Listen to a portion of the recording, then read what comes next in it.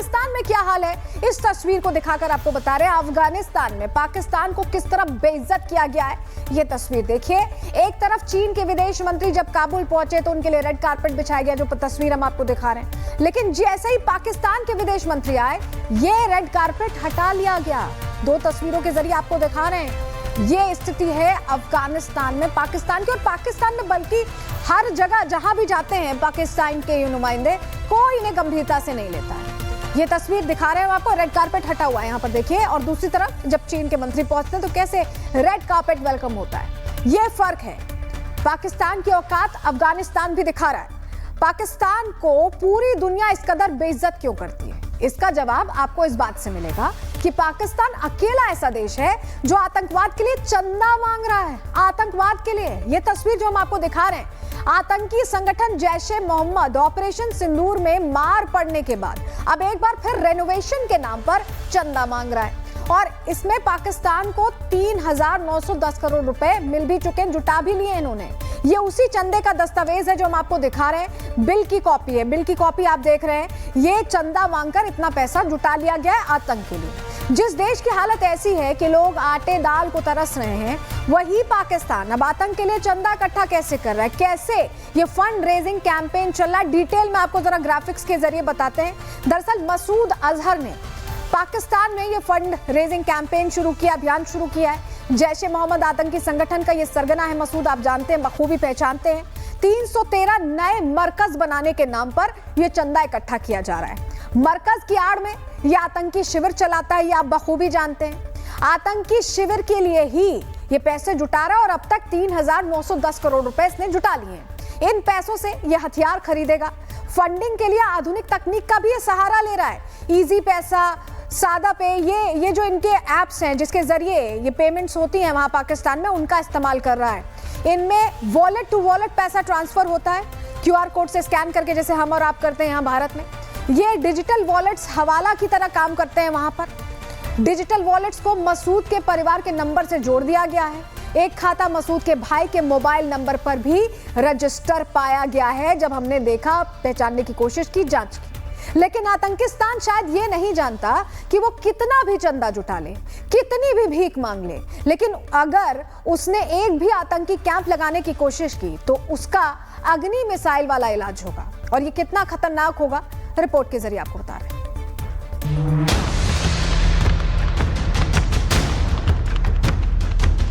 Operation सिंदूर, लाशें गिन थक गया मसूद। आतंक का धंधा, मसूद मांग रहा चंदा। मुल्ला मुनीर का बुरा फेस, मसूद करे फंड रेस। कटोरा शरीफ परेशान, मसूद की हलक में जान।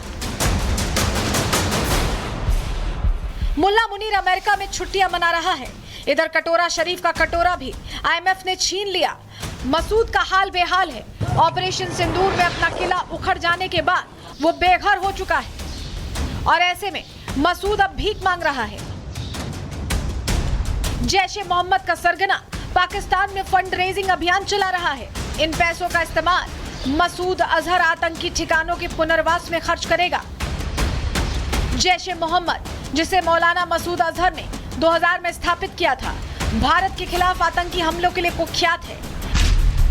इस संगठन ने 2001 में भारतीय संसद पर हमला किया, 2016 में पठानकोट एयरबेस पर हमला किया और 2019 में पुलवामा हमले जैसे बड़ी आतंकी घटना को अंजाम दिया।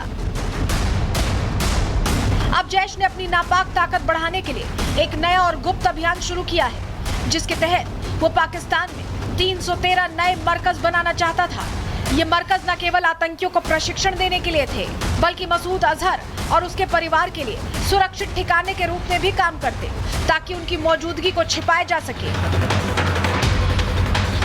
मसूद चंदा इकट्ठा करने के लिए डिजिटल वॉलेट्स का इस्तेमाल कर रहा है और इसके अलावा जैश के कमांडर हर शुक्रवार को पाकिस्तान की मस्जिदों में नगद चंदा इकट्ठा करते हैं। ये चंदा कथित तौर पर गाजा की मदद के लिए था, लेकिन वास्तव में इसका इस्तेमाल जैश की आतंकी गतिविधियों के लिए होता था।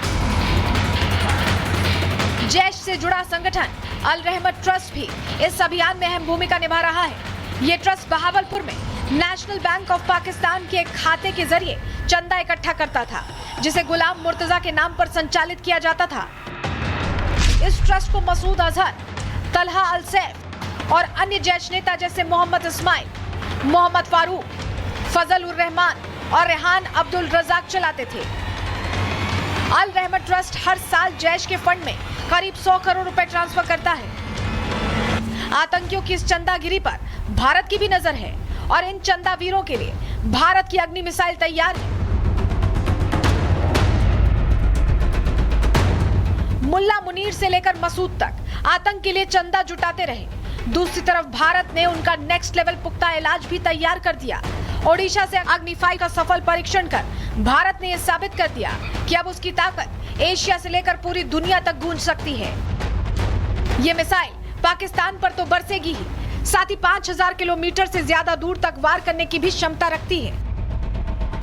भारत की सबसे ताकतवर और पहली इंटरकॉन्टिनेंटल बैलिस्टिक मिसाइल अग्नि 5 ने बुधवार को ओडिशा से आसमान को चीरते हुए अपनी ताकत दुनिया को दिखा दी। अग्नि 5 की सबसे बड़ी ताकत है इसकी मारक क्षमता। ये मिसाइल 5000 किलोमीटर से ज्यादा दूर तक अपने टारगेट को तबाह कर सकती है। यानी एशिया ही नहीं, यूरोप और अफ्रीका के कई देश भी इसकी रेंज में आते हैं। अग्नि 5 एक 3 स्टेज सॉलिड फ्यूल वाली मिसाइल है। इस मोबाइल लॉन्चर से दागा जा सकता है और इसमें MIRV तकनीक भी जोड़ी जा रही है, जिससे एक साथ कई टारगेट्स को भेदा जा सकता है। मिसाइल 7500 किलोग्राम के बंकर बस्टर वॉरहेड ले जाने और जमीन में 100 मीटर की गहराई तक जाकर दुश्मनों के nuclear system, radar system, control centre, हथियार स्टोरेज को तबाह कर सकेगी। अग्नि मिसाइल की बात करें तो इसे इस्तेमाल करना भी बेहद आसान है। इस वजह से देश में कहीं भी इसकी तैनाती की जा सकती है और इस तरह से पाकिस्तान का एक एक कोना भारत के टारगेट पर होगा। मसूद जहां कैंप गाड़ेगा, अग्नि मिसाइल से उसे धुआं कर दिया जाएगा। इस मिसाइल के सफल परीक्षण के बाद भारत की रणनीतिक ताकत कई गुना बढ़ गई है। खासकर पाकिस्तान जैसे दुश्मन देशों के लिए ये मिसाइल किसी चेतावनी से कम नहीं है। भारत का ये सफल परीक्षण पाकिस्तान के गले की फांस बनने वाला है। आतंकवाद और आतंकियों के आकाओं में खौफ का माहौल है। इस मिसाइल के साथ भारत अब अमेरिका, रूस, चीन, फ्रांस और ब्रिटेन की उस एलीट क्लब में शामिल हो गया है जिनके पास ICBM यानी इंटरकॉन्टिनेंटल बैलिस्टिक मिसाइलें हैं। भारत की अग्नि 5 सिर्फ एक मिसाइल नहीं, बल्कि भारत की आत्मनिर्भर रक्षा क्षमता और बदलते वैश्विक समीकरणों का ऐलान है। ये मिसाइल साफ संदेश देती है कि अब भारत सिर्फ अपनी सीमाओं की रक्षा तक सीमित नहीं, बल्कि पूरी दुनिया में अपनी ताकत का लोहा मनवा रहा है।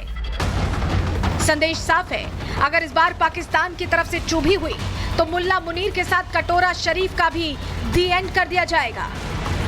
Bureau report, Republic Bharat.